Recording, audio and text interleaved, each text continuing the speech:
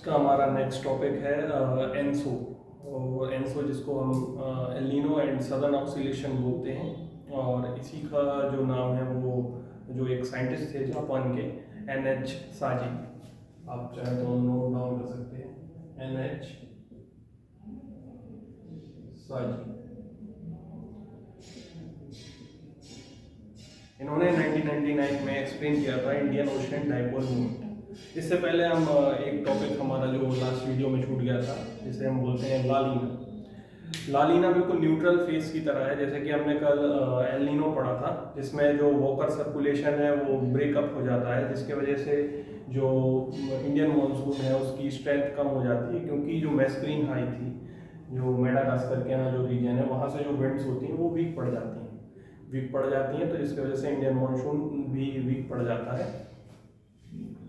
तो ये था एल नीनो फेज। अब उसी का जो अपोजिट है वो है न्यूट्रल फेज, जो मैंने आपको पहले समझाया था, जो इसमें वॉकर सर्कुलेशन नॉर्मल ईयर में जो चलता है, यहाँ पर हाई प्रेशर क्रिएट करता है, यहाँ पर लो प्रेशर। लालीना में थोड़ा फर्क ये आ जाता है कि जो वॉकर सर्कुलेशन है और जो ट्रेड विंड्स हैं वो काफ़ी स्ट्रॉन्ग हो जाती हैं, जिसके वजह से जो हाई प्रेशर जोन है, जो मैस्क्रीन हाई और जो मेडागास्कर वाले एरिया, अरेबियन सी के आसपास वाले एरिया में, वो काफ़ी स्ट्रॉन्ग हो जाता है, जिससे हमें कई बार जो फ्लड लाइक सिचुएशंस भी देखने को मिलती हैं इंडिया में, और जो इंडियन ओशन के आसपास की जितनी भी कंट्रीज है वहाँ पर। लालीना को हम स्पेनिश में लिटिल गर्ल भी बोलते हैं।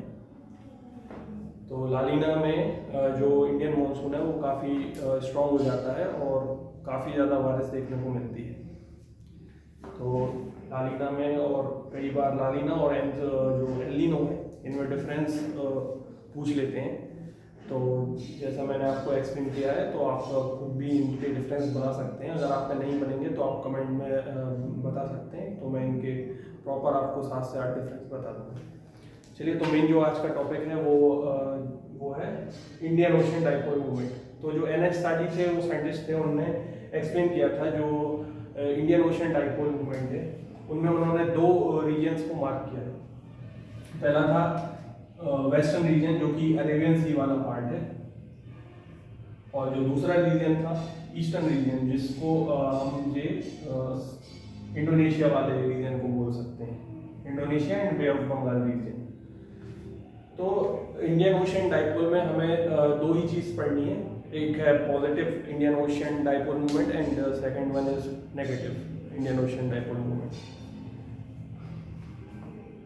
तो इंडियन ओशन डाइपोल मूवमेंट में जो पहला फिनोमेना है, जिसको हम बोल रहे हैं positive Indian Ocean dipole movement, ये इंडियन मॉनसून के लिए काफ़ी ज़्यादा इम्पैक्ट करता है, और इससे इंडियन ओशन जो मॉनसून है वो स्ट्रॉन्ग हो जाता है। कैसे हो जाता है?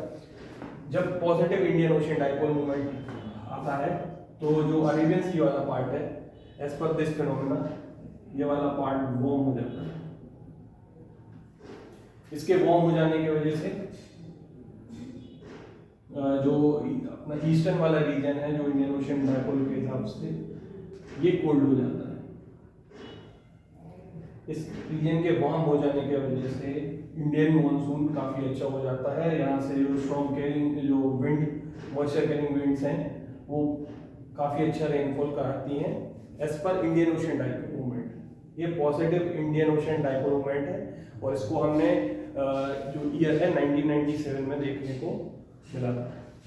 जो जैसा कि मैंने लास्ट वीडियो में बताया था, एल नीनो भी 1997 में पड़ा था, लेकिन इसने इस फिनोमेना ने उसको ओवरपावर्ड करके वीक किया, और इंडिया में एवरेज से अबाउट रेनफॉल कराई थी 1997 में। तो ये तो हो गया positive Indian Ocean dipole movement, जिसको हम एनसो भी बोलते हैं।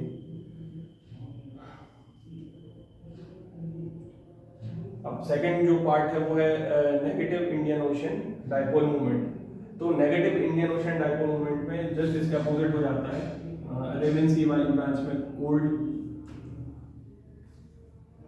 एरिया बन जाता है, और यहाँ पर वार्म ओशन हो जाता है।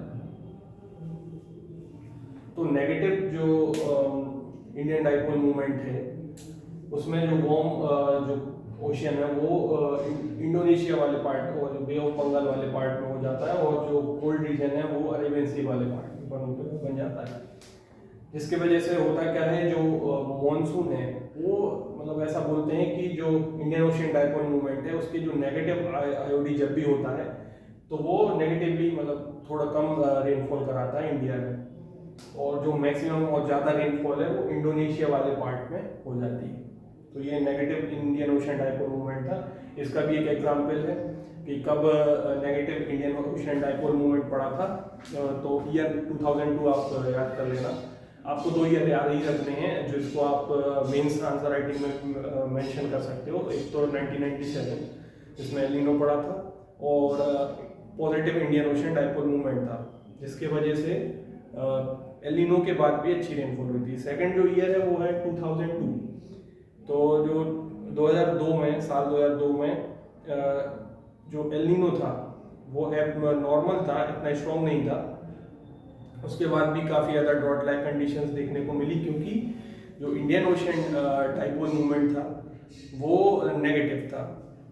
और नेगेटिव कंडीशन में क्या होता है, जो वार्म सरफेस है वो अपना इंडोनेशिया वाले पार्ट में बन जाता है, और जो कोल्ड है वो अरेबियन सी वाले पार्ट में बन जाता है। और इन्हें मिक्सअप नहीं करना है, ये दोनों एक इंडिपेंडेंट फिनोमेना है और दोनों ही को हमें अलग अलग समझना था, जो मैंने आपको काफ़ी हद तक समझा दिया है। और आई होप आपको समझ में आ गया होगा। और एक बार वीडियो को पॉज करके आप इसी चीज़ को अपनी जो आंसर शीट है आंसर कॉपी में लिख के समझें, आपको बहुत अच्छे समझ में आएगा। और नहीं आए तो एक बार आप वीडियो को दोबारा देख सकते हैं। Thank you. और ऐसे ही मोर अपडेट्स पाने के लिए सब्सक्राइब करें और लाइक करें। Thank you.